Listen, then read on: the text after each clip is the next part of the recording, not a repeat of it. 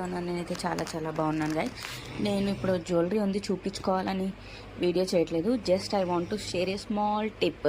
ఆ టిప్ ఎంతమందికి తెలుసో కామెంట్ సెక్షన్లో కామెంట్ అయితే చేయండి. రీసెంట్గా నేను వచ్చేసి ఎప్పుడు కొన్నా కూడా కూకట్పల్లి చందన బ్రదర్స్లోనే కొంటాను. Maximum last 7 years 6 years 7 years నుంచి మేము అక్కడే కొంటున్నాం కంటిన్యూస్గా. ఇదిగోండి, ఇదైతే తీసుకున్నాము. ఇది తీసుకున్న తర్వాత ఇయర్ రింగ్స్ తీసుకున్నాము. ఎలా ఉందో కామెంట్ చేయండి. ప్లస్ ఏదో టిప్పు చెప్తా అన్నది టిప్పు చెప్పకుండా ఈమె జ్యువెలరీ చూపించుకుంటుంది అనుకోవద్దు.